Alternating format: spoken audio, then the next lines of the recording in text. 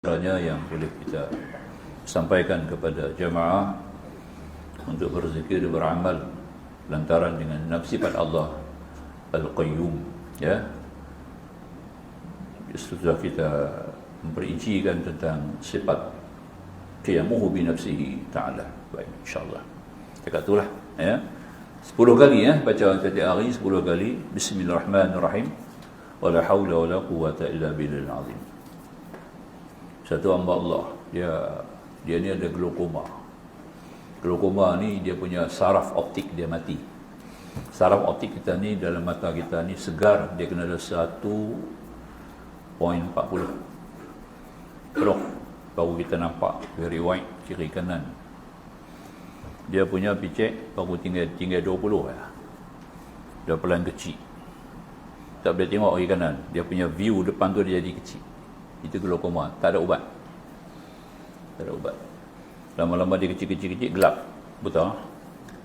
Saraf optik tu dah mati. Siapa punya saraf tu? Allah punya. Tapi dia yakin. Amal yang ni. Nampak tak? Ya Hayyu Ya Qayyum la ilaha illa anta. Minta kepada Allah. Pergi cek balik, penuh saraf optik dia. Terkejut sekali tu. Kami pun tak pernah jumpa macam ni. Dia kata, ini Tuhan aku, my God, Allah, save me. Dia kata, tu dia. Nampak? Dia yang buat aku, dia yang bagi sakit, dia yang dia bagi aku sembuh, dia yang bagi tumbuh balik orat aku. Nampak? Tu dia. Itu kelebihan. Ya Hayyu Ya Qayyum la ilaha illa anta. 1000 kali. Rasulullah mengajar kepada Sayyidina Uthman Ibn Affan. Sebab dia di antara sahabat Nabi yang banyak yang terkaya. Yang banyak urusan dunia. Ya. Tapi khatam Quran tiap-tiap 2 minggu. Khatam Quran 2 minggu sekali. Bukan kita millionaire, billionaire. Ya, sekarang. Baik, Allahu a'lam. Habis setakat itulah kita akan sambung yang ke-6. Kita masuk pada tafsir surah.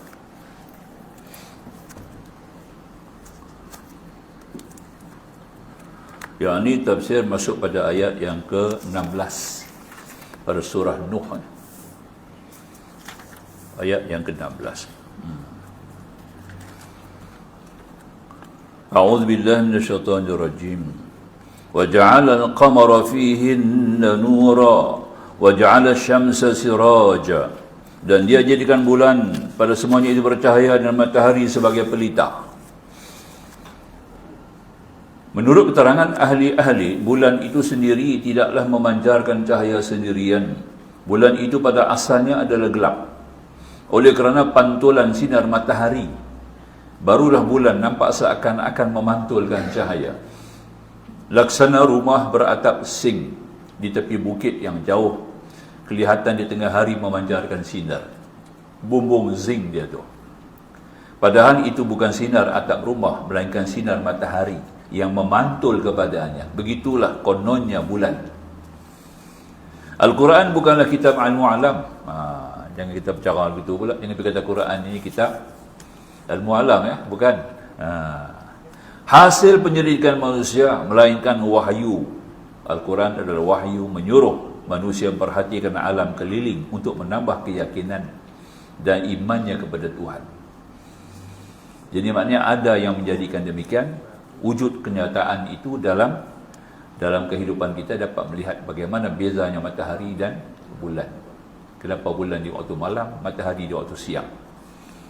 Kalau buah matahari pada siang, bila malam jenuh kita tak tidur. Bukan dengan panas saja, kita pun tak tidur. Pakat mati habis, rata-rata. Jadi Allah akan malam tu sejuk, dengan bulannya pun sejuk.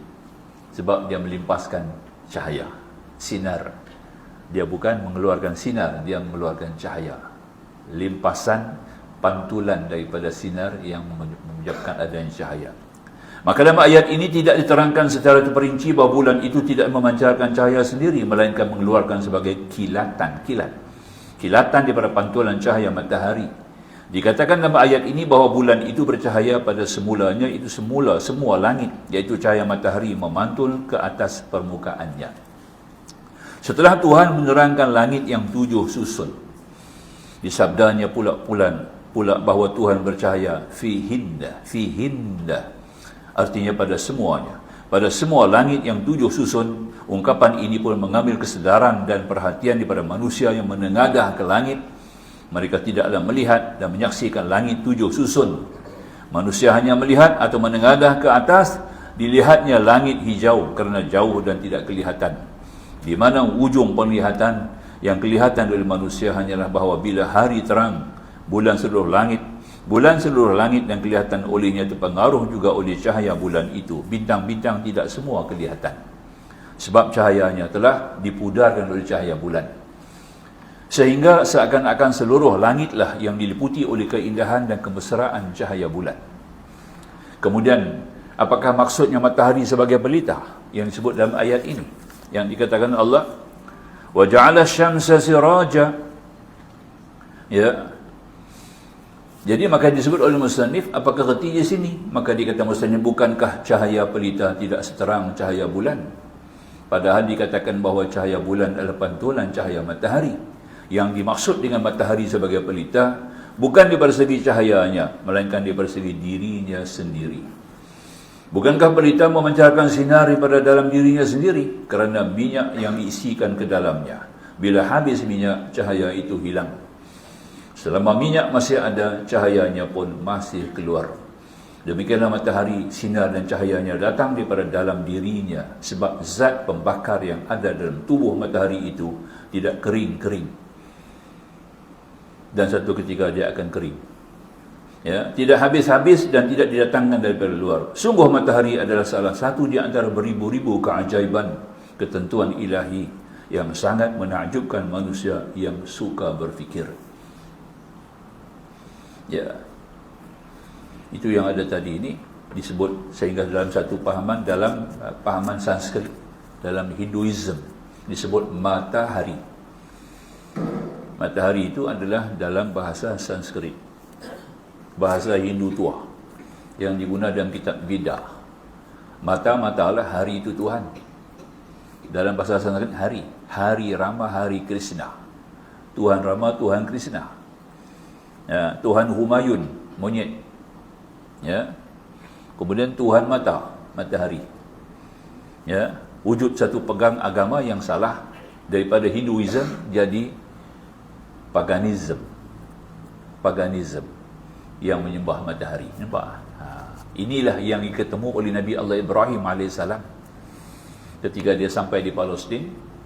Dia sampai di satu kawasan Kanaan, maka dia melihat kaum-kaum ini mula menyembah bulan.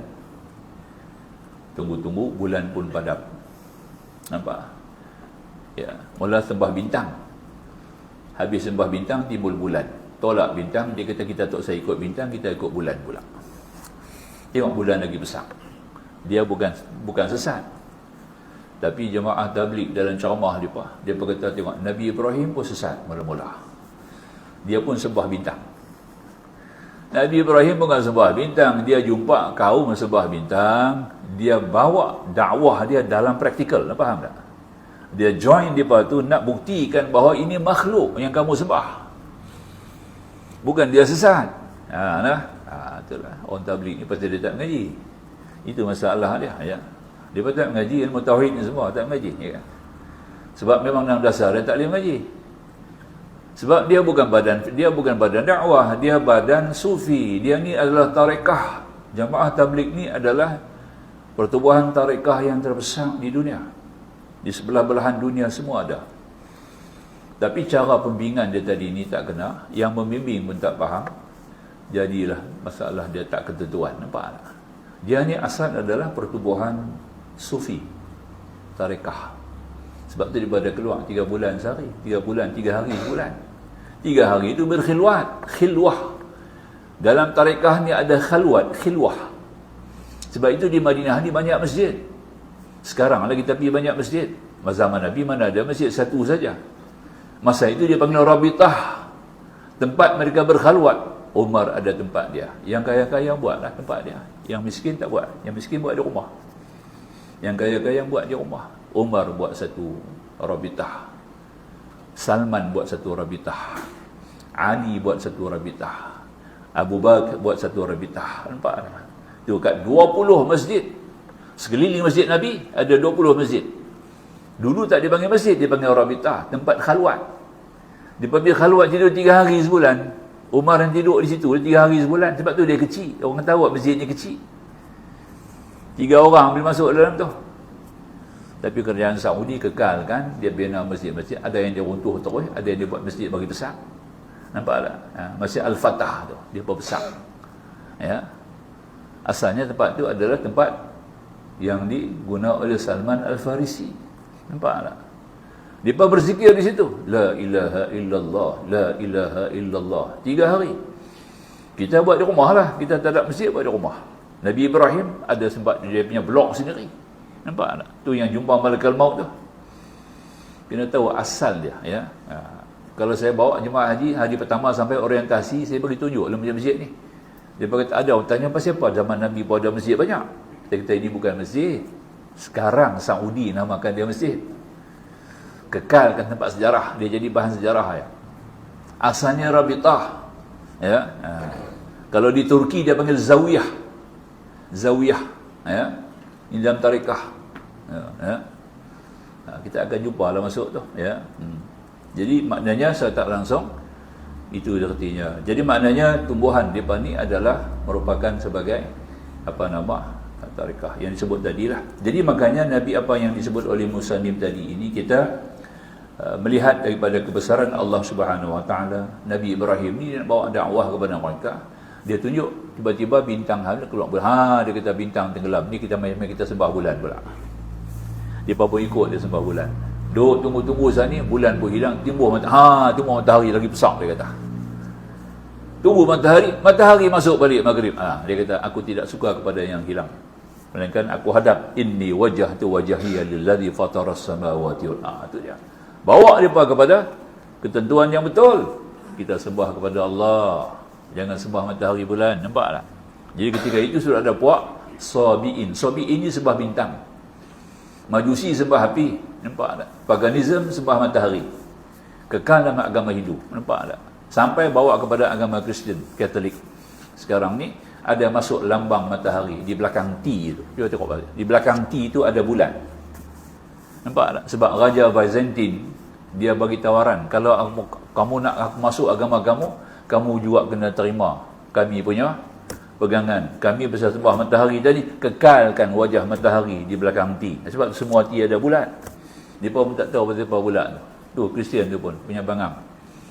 Ya. Tanya ke dia belakang bulan tu pasal apa? Dia kata memang main macam tu. Nak jawab juga. Ya. Saya kata sebab yang pegang tu Raja Byzantine. Byzantine dia tempat tu, Byzantine sekarang ni Jerman lah, Jerman sekarang. Di situ lah banyak pokok pine, pokok Christmas. Nampak tak?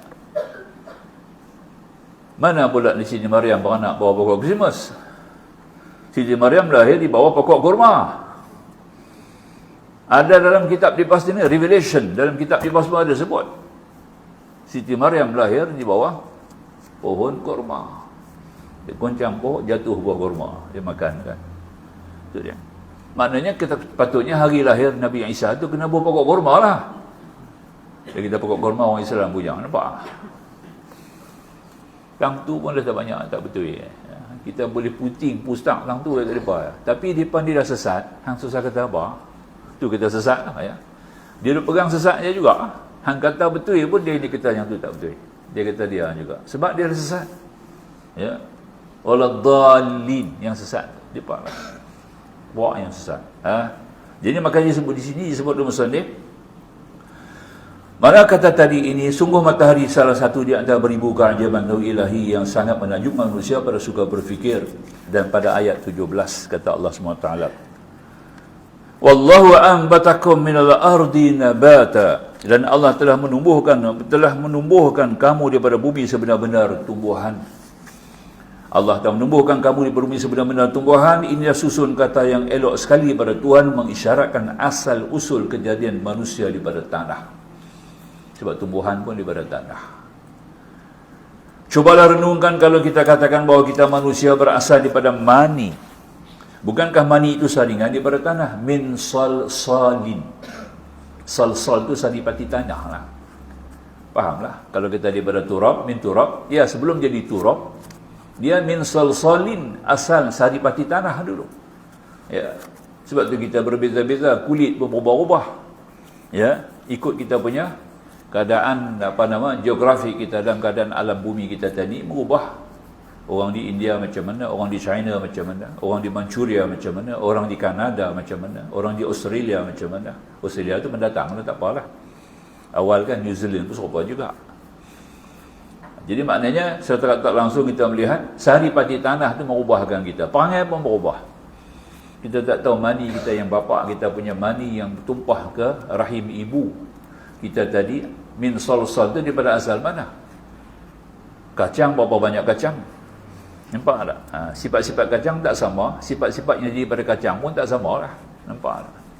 Ada yang jadi pada kacang tanah, ada jadi pada kacang merah, ada jadi pada kacang hijau. Hasil daripada kacang hijau Allah jadikan mani. Nampak tak? Keluar benih kacang hijau. Nampak tak? Perangai dia lain lah. Nampak tak? Itu dah. Ya, ada yang makan timun, ada yang makan tumbuh-tumbuhan, macam-macam, semua daripada bumi. Hasil daripada bumi itu yang kita ibu bapa kita makan, Allah izinkan. Kalau Allah tak izin, tak jadi. Ya. Ya. Kemudian tengok bumi pula, bumi mana yang tumbuh tadi yang bapa kita makan. Ya. Ya. Tak gitu.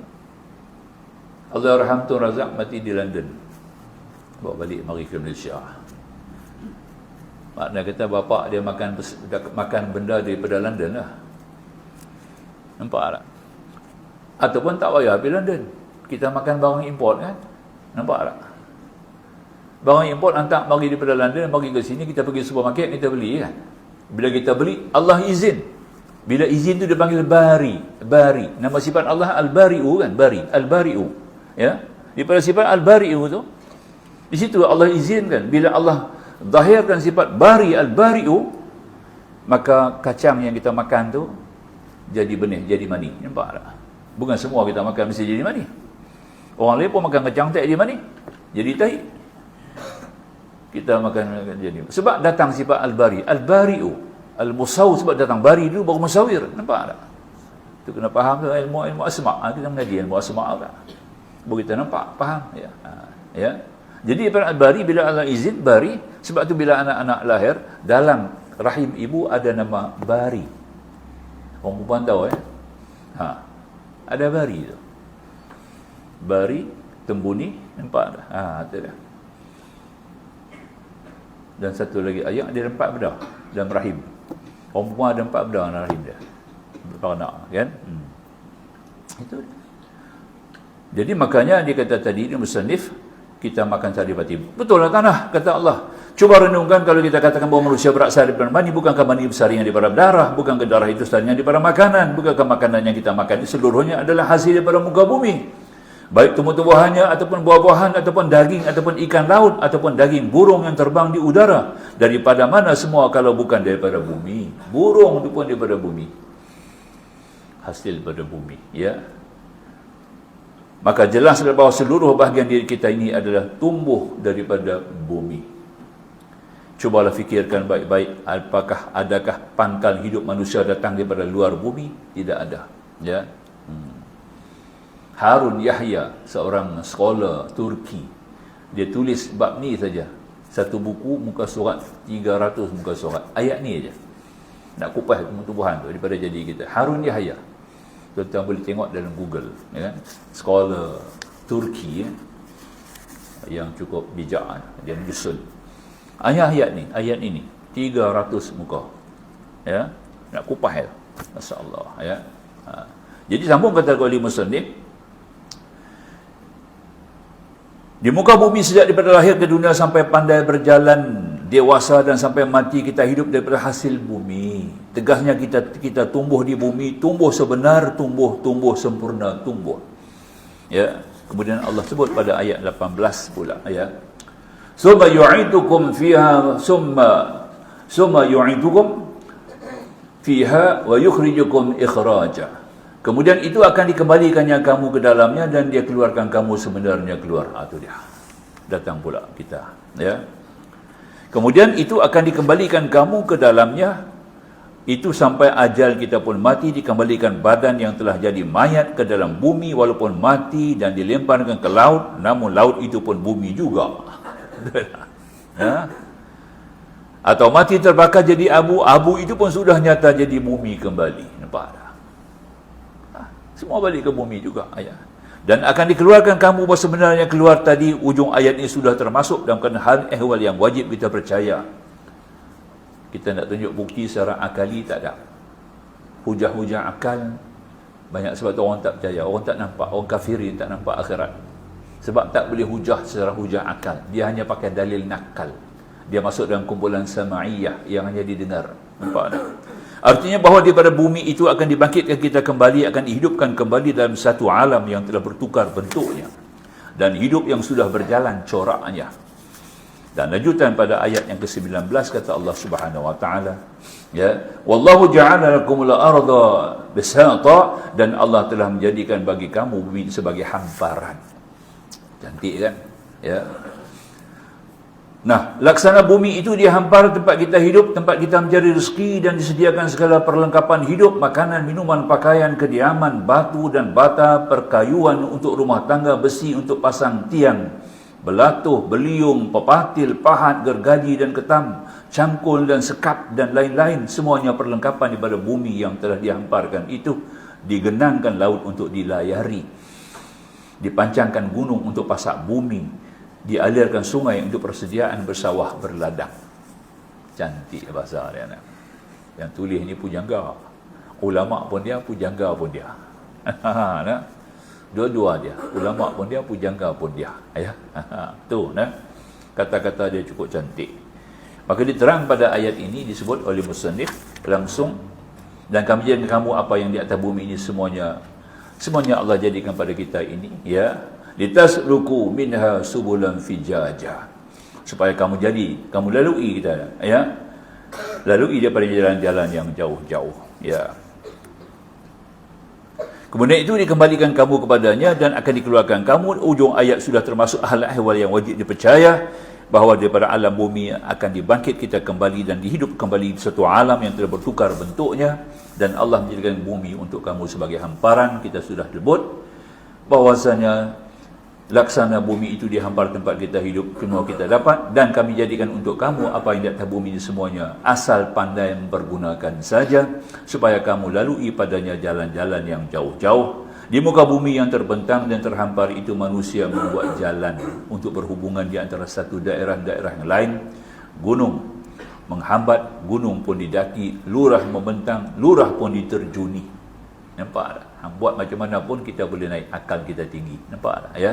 Katanya, gunung menghambat, gunung pun didaki. Walaupun dia tinggi, tak orang boleh ikhtiar cara mendaki pula. Ya? Lurah membentang, lurah pun diterjuni. Boleh masuk lurah lagi. Ya? Sungai mengalir, sungai pun dilayari. Sehingga sampai jalan yang jauh-jauh, padang sahara yang luas-luas, rimba belukar yang lebat-lebat. Akal kejadian manusia menyebabkan semua dapat ditembusi. Nah, itulah kelebihan dia. Aku qauli hadza astaghfirullahal azim li wa lakum, akhirul kalam, wallahu subhanahu wa ta'ala a'lam. Bismillahirrahmanirrahim. Alhamdulillahil alamin, wassalatu wassalamu ala rasulina bil karim nabiyina Muhammad wa alihi wa sahbihi ajma'in. Subhanaka la ilma lana illa ma 'allamtana innaka antal alimul hakim. ربنا افتح بيننا وبين قومنا بالحق وأنت خير الفاتحين. ربنا آتنا في الدنيا حسنة وفي الآخرة حسنة وقنا عذاب النار والحمد لله رب العالمين. السلام عليكم ورحمة الله وبركاته.